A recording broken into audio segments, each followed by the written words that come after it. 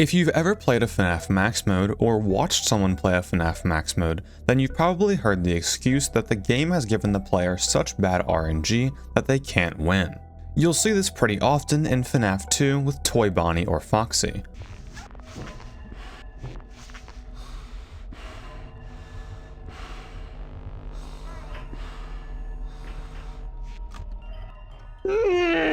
No! No!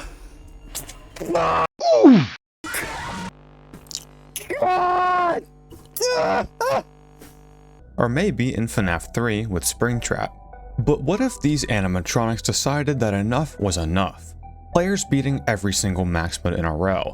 Players beating max modes with ridiculous amounts of power, or doing them up to 15 times in a row.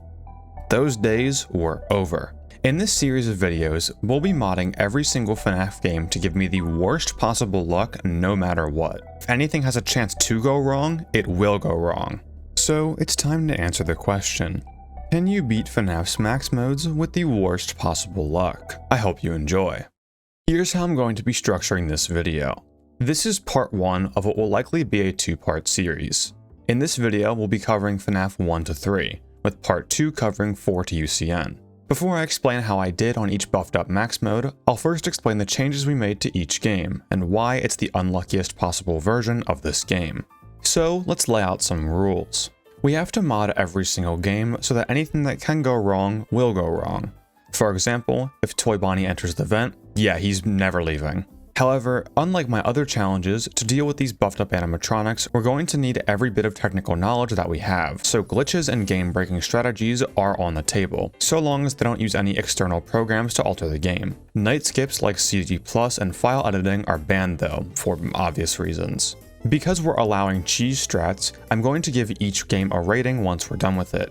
If a max mode is ranked as a green possible, then it's possible without any cheese strats and can be done 100% legit. If a game is ranked with a yellow possible, then some form of cheese or glitches is required to get through it when given the worst possible luck. And if a game is ranked as impossible, everything we threw at it just didn't work, and the RNG was just too strong. Any cheese, nothing worked. Before we get into these games, I want to give a huge thank you and shout out to Brayden for coding all of these unluckiest versions of the first 3 FNAF games. I'll have them all posted in the description if you'd like to try them for yourself. With that out of the way, let's get into our first game of FNAF 1.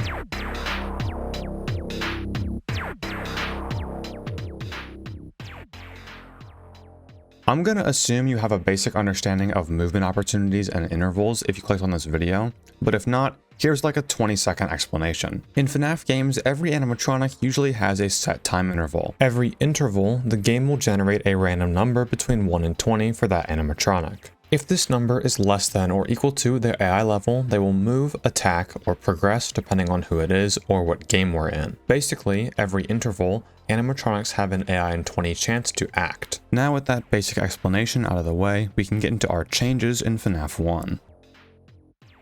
In FNAF 1, the biggest luck factor is Foxy, so that was the first thing that we changed. When you view the cameras in FNAF 1, and this doesn't need to be Foxy's camera, just any camera, Foxy is guaranteed to fail all movement opportunities from a random number between 50 frames and 1049 frames. So, when you quickly pull up the cameras and put them back down, Foxy cannot move until his stall timer is up, and he has a successful movement opportunity on his standard interval of 5.02 seconds. So, in our version of FNAF 1, Foxy will always roll 50 frames, meaning he's only stalled for 0.83 seconds once the cameras are pulled down.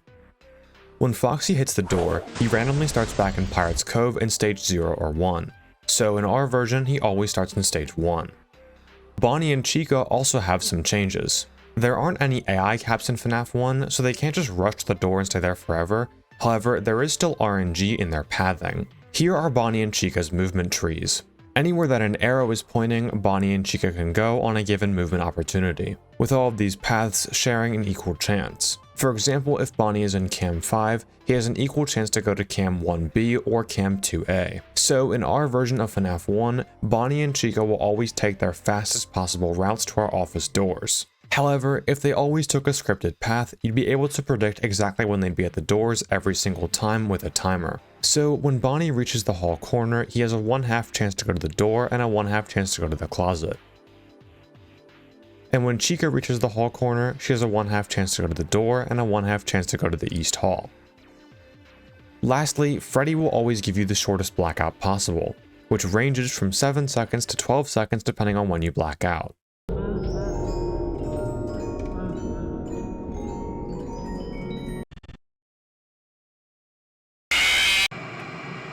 So with all of these buffed up animatronics, how do we even stand a chance at this new 420 mode? I decided that I would play this night for around 5 hours legitimately before I started to resort to our own kind of RNG, if you know what I mean. In order to stand any chance against these animatronics, we're going to need to use this interval timer made by Shooter25. This timer is used in green runs, where players will attempt to save as much power as possible when completing a given max mode. The blue number on the top left represents Bonnie's intervals. The number on the top right represents Chica's intervals, and this purple number right here represents Foxy's intervals. This big white number is the length for the entire night. Each of these numbers are scaled such that 1000 is always equal to 1 full interval, so I'll just call these numbers units. Once any of these numbers hit 0, the given animatronic will move, as their movement equation is always true. But what we care about the most is Foxy's timer. Because Foxy is always as unlucky as possible, his stall time is virtually non-existent, so we have to rely on his standard interval in order to keep him at bay, which is roughly 5.02 seconds. This means that we'll have to have the cameras open on every single Foxy interval. The best way to do this is to pull up the cameras when Foxy's timer reaches 200, and drop it when it reaches 850. For our standard strategy, we'll be going with the modern FNAF 1 420 strat, but instead of pulling up the cameras and checking the lights on an alternating cycle, we'll check both lights, then pull up the cameras to catch Foxy's interval. It's extremely important that your camera never leaves cam 4B the entire night, not only because it stalls Freddy, but also because checking Foxy at any point during the entire night will pause his interval timer, desyncing you with the video for the interval timer. So, not only is Foxy's stall timer super strict, but we also can't check which stage he's in throughout the night. While Foxy is the most difficult part of this night on paper, it isn't actually what makes this night so challenging. What makes this so difficult is the extremely slight differences in interval timers. For some reason, and this is only in FNAF 1, Scott decided to make every animatronic move on slightly different intervals. In every other FNAF game, this is usually a whole number across the board, but here, this causes tons of problems. Maybe he knew that the Bones5 YouTube channel on YouTube would try to beat this game with the worst luck possible, like 10 years later, who knows, man. Here's what I mean. Take a look at the interval timer roughly around 1 AM. Everything seems roughly synced up. Remember that once Foxy's interval crosses over, we have to check both doors to deal with Bonnie and Chica before Foxy's next interval. By the time Foxy's interval crosses over at 1 AM, we still have a good bit of time to deal with Bonnie and Chica, roughly 800 units. But these FNAF 1 nights are long, and after a while, the 0.04 and 0.05 second differences between Bonnie, Chica, and Foxy begin to add up. So now, fast forward to roughly 3 to 4 AM.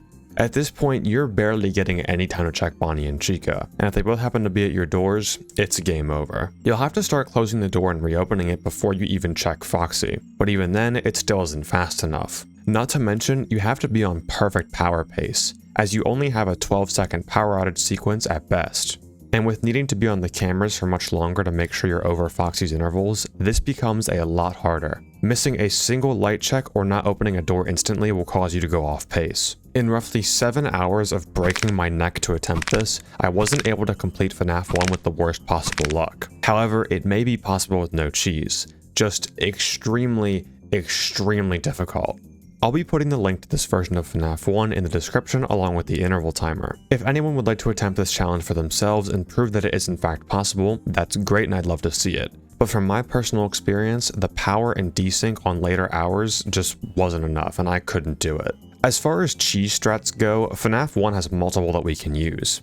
We could go with the 1 FPS strat, but that's lame, so I chose to go with the Foxy glitch.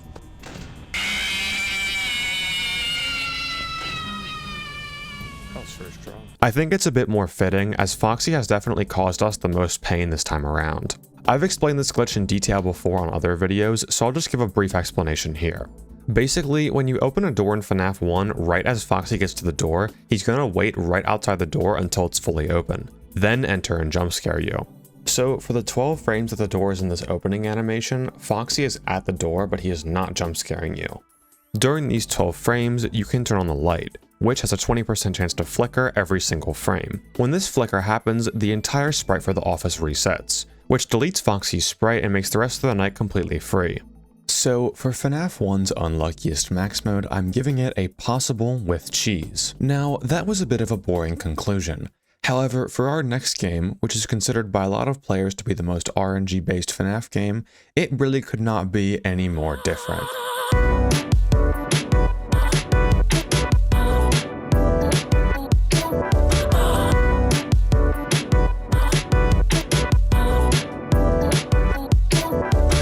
In FNAF 2, there were a multitude of luck factors that we had to change in order to make it as unlucky as possible 100% of the time. The first big change is with Foxy. Normally on 1020 mode, Foxy is one of the biggest threats the player has to worry about. His jump scare is defined by this equation, with this D variable representing the amount of seconds he's gone without the flashlight in his eyes.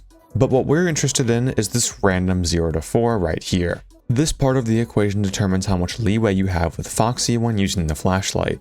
So, in our version of FNAF 2, Foxy will always roll a 0 in this equation, giving you 4 seconds maximum to go without flashing Foxy. The reason this is 4 seconds and not 1 second is because of Foxy's AI cap at 17 AI. In this mod, we only alter RNG that's possible within the confines of the vanilla game. So, removing the RNG cap for someone like Toy Bonnie just makes him move 100% of the time. Whereas with Foxy, it creates timers that wouldn't be possible in vanilla FNAF 2. So his AI cap stays at 17. Speaking of Toy Bonnie, he's usually the other big threat that people talk about when playing 1020 mode. Normally, once Toy Bonnie enters your vent, he has a 1/2 chance to leave the vent every 0.5 seconds that the mask is on.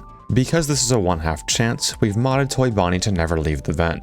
So, once he's there for good. Every toy and withered animatronic has had their AI caps removed, so now everyone will succeed at 100% of their movement opportunities. If Mangle gets in the office, she will attack given her first chance when the cameras are up. Golden Freddy will also appear on every single camera drop if you happen to have the cameras up on a 5-second interval. Every single vent animatronic with the exception of Toy Bonnie will usually have a 1 in 10 chance to leave the vent every second. Then, they are guaranteed to leave the vent after 5 full seconds with the mask on.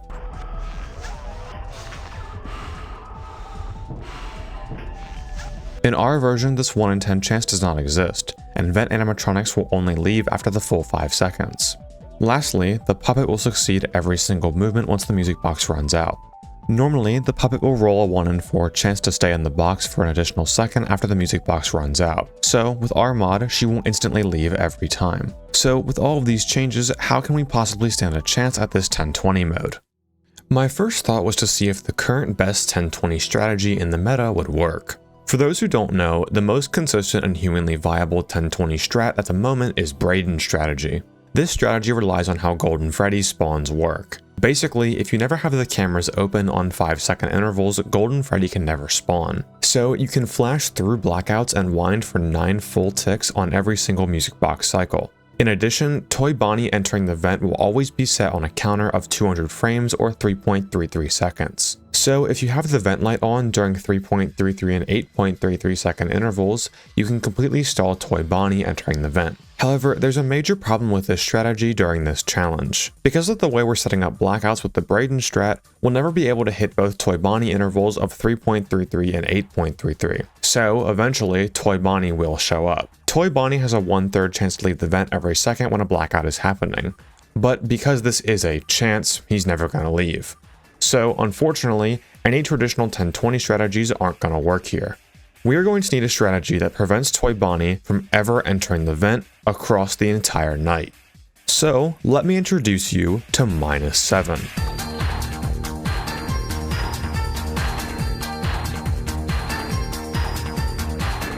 -7 is a strategy developed by Nico Frost, and is the only strategy in FNAF 2 that completely eliminates Toy Bonnie RNG. You see, when you flash an animatronic on the cameras, they are stunned and cannot move for 400 frames or 6.66 seconds.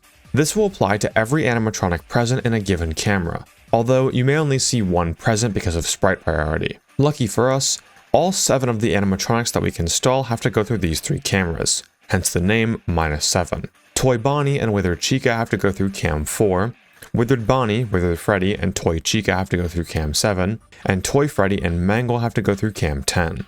So if we pull up the cameras and flash these 3 cameras on every 2 and every 7-second interval, we can keep all of these animatronics permanently stalled while also never giving Foxy more than 3 seconds for his jump scare equation to become true. This would be the new easiest way to beat FNAF 2's 1020, except for one animatronic that makes all of the difference. If you thought Toy Bonnie was bad, there is someone that is so much worse. Balloon Boy is the only reason that despite -7 being a well-known strategy, there are only 6 recorded PC victors and 1 console victor globally. You see, every animatronic that moves in a traditional manner is able to be stalled with the flashlight. Every animatronic except for Balloon Boy. For whatever reason, maybe it's because he takes your flashlight batteries so he's immune, I don't really know to be honest, Balloon Boy simply does not care when you flash him on the cameras. So we have to adjust our playstyle to deal with Balloon Boy attacks. Because Balloon Boy is the only animatronic that can naturally move throughout the building, we know that any vent sound that plays must be Balloon Boy in the vents. So here's how you deal with a Balloon Boy attack. Once you hear banging in the vents for the first time, pull up the cameras on whatever 2 or 7-second interval you're on.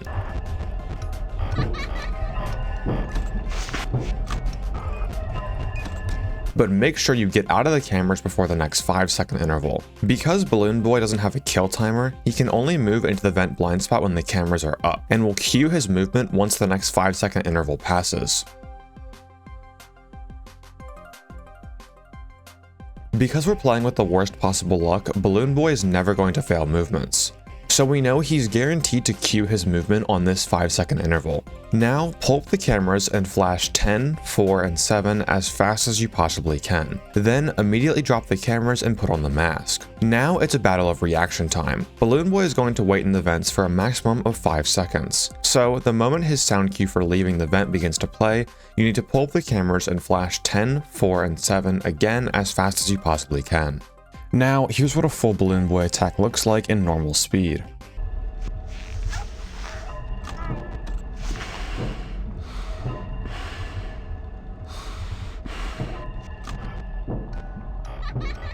This window is extremely precise. When factoring in the time that it takes for the camera and mask animations, both pulling them up and putting them down, this leaves roughly 0.6 seconds of reaction time for you to keep all of the animatronics in their stun. Though Balloon Boy can sometimes be forgiving enough and will cut the player some slack with good enough RNG. For one, if he fails movements on his way to the office, he won't appear as much and therefore the night will be a lot easier. He could also leave the vent early during his attacks, as vent animatronics have that 1 in 10 chance every second to leave the vent when the mask is on. If he happens to leave early, it's really easy to keep the animatronics in their stun.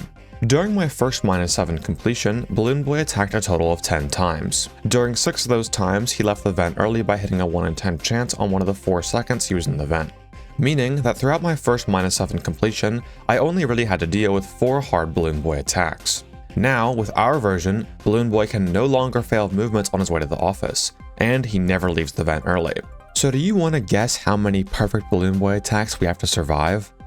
16! If you want to beat FNAF 2 with the unluckiest possible RNG, Balloon Boy is going to move every chance he gets. This means that once you finish an attack from Balloon Boy, he's back in that vent in 15, count 'em, 15 seconds.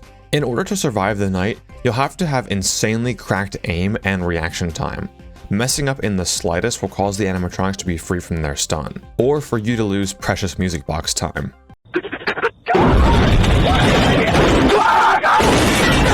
So, how was I doing with this challenge?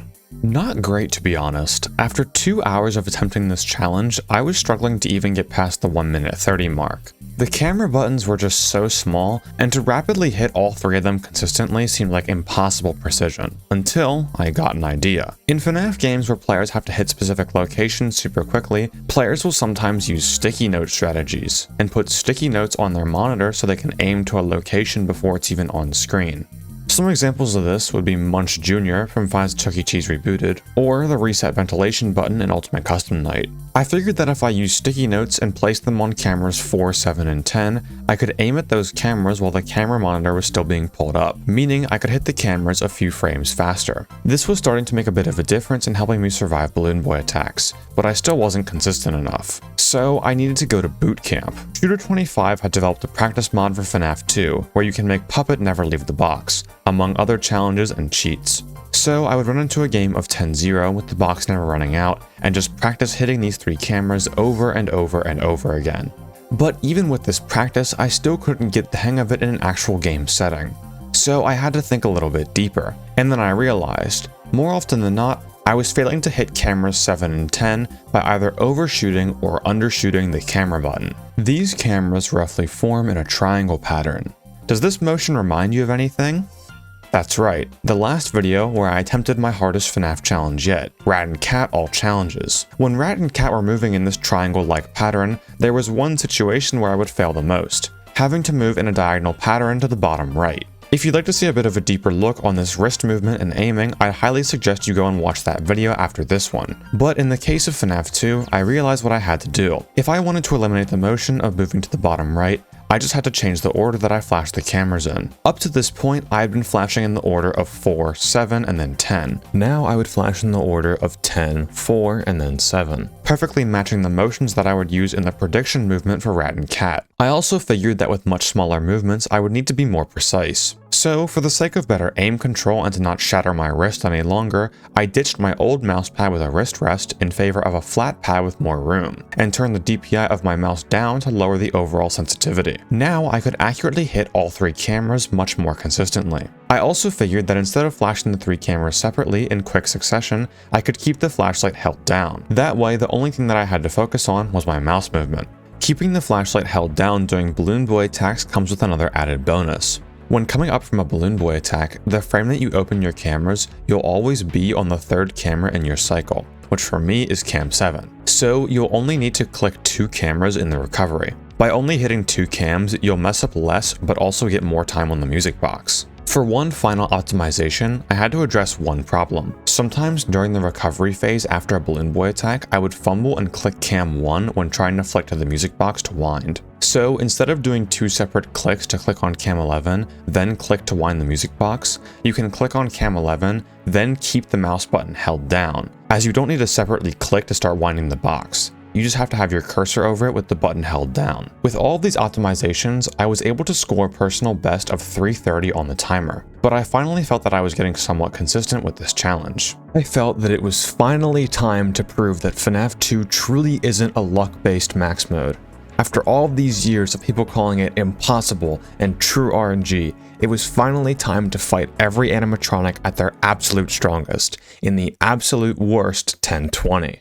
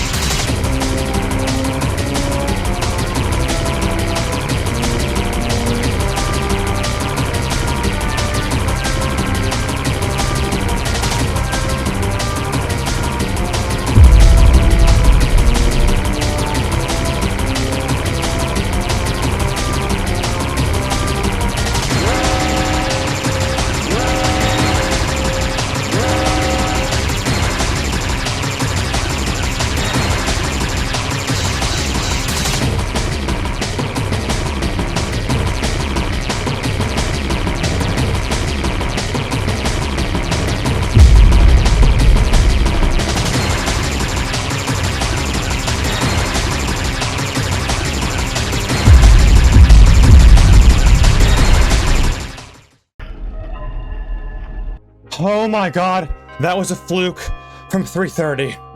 Oh Holy shit! Yes!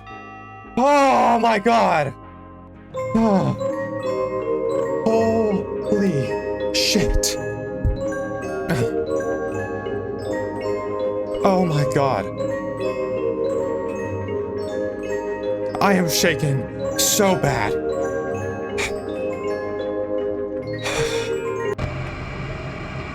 Another fluke, almost as crazy as the rat and cat one. If you'd like to view the full uncut run for the unluckiest 1020, I have it up on the second channel. Somehow, I managed to completely fluke unluckiest 1020 from 3 AM. On top of that, I ended up missing the stun on one of the final stalls for all the animatronics, giving me 40 seconds to survive and hope that I could get enough box to outlast Toy Bonnie. With that, we can officially say that FNAF 2 is completely possible with no cheese and with the worst luck. Now, with FNAF 2 done, how does the actual most luck-based game fare with the worst possible luck? FNAF 3 is known for being extremely luck-based. So how can we make this as bad as possible? Let's go over the changes this time around. When Springtrap spawns into the night, he can spawn in a random camera from 10 to 6. He will always spawn in Cam 6. Springtrap will also always take the fastest possible route to the office. The audio lure normally has a 1 in 7 chance to fail, so now it just straight up doesn't work. Wonderful! Springtrap will now always roll a 0 in his movement equation instead of a random number from 0 to 14. Basically, this means that Springtrap will now always move on every other second. All of the phantoms will now spawn on every single opportunity they have. Both sealing vents and rebooting systems is RNG, so we'll adjust those accordingly. Sealing vents in FNAF 3 can take a random amount of time between 0.83 seconds and 1.65 seconds, so vents will always take 1.65 seconds to seal. Rebooting a single system could take 5 to 10 seconds, so it will always take 10 full seconds. Rebooting all can take anywhere from 10 to 20 seconds, so it will always take 20 full seconds. All of these changes combined creates one of the worst FNAF experiences ever. If you think there's any chance of this being possible legitimately, you would be wrong. Here's what a normal playthrough of Aggressive Nightmare looks like with the worst possible luck.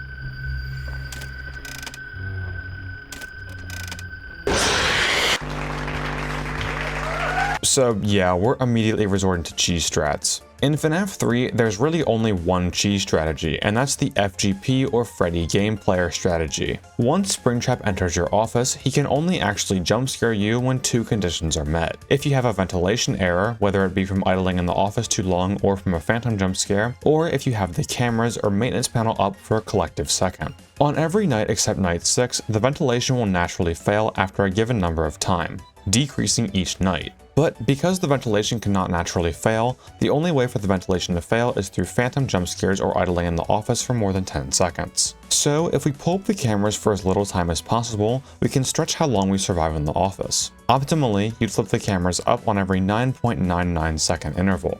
But for a humanly possible route, the strategy is usually 8 seconds. So if we never reach a cumulative second with the cameras up, Springtrap can never attack us. Here's where the problem comes in. Springtrap will always enter the office before 1 AM. Because our audio lures just don't work, there's no way to keep them out. Every phantom is going to spawn every single chance they have, meaning on every single hour interval, Phantom Freddy will spawn. Normally, when using FGP, you'd eat the first Phantom Freddy jump scare at 1 AM to get rid of him for the rest of the night. But we can't do that here because Springtrap is already in our office. So we have to deal with Phantom Freddy while also trying to flip for as little time as possible. Phantom Freddy will jump scare you if you're idle for 2 seconds, so space out your flips as best you can while staying within 2 seconds. Unfortunately, even with frame perfect flips, you'll have flipped enough times for Springtrap to be ready to jump scare you. Once you've used up your second on the cameras, Springtrap has a 50% chance to jump scare you.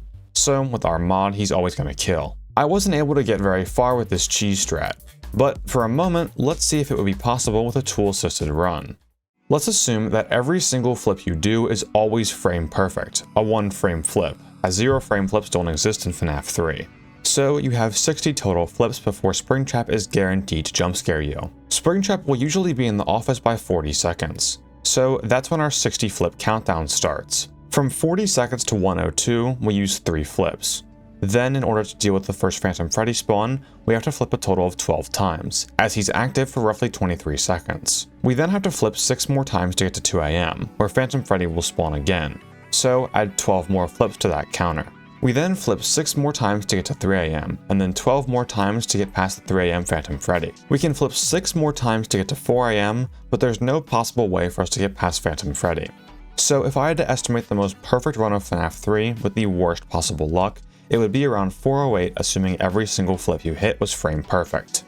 So within this video, we found that FNAF 1 is possible with cheese, and is maybe possible without it, but very unlikely. FNAF 2 is 100% possible legitimately, and FNAF 3 is completely impossible even with cheese. If you guys enjoyed this video and would like to see a part 2 where we cover FNAF 4 to UCN, please like, comment, subscribe, and join the Discord. The recent support on the channel has been absolutely crazy, and I am so eternally grateful. So again, please keep it up, it's been wonderful. It might be a bit until the next upload, because I'm going on vacation for the summer, and honestly, I think I might need a bit of a break after all the recent challenge vids, but it won't be too long, so don't worry. 3-week break at the very most. With that said, thank you guys for watching, as always, peace.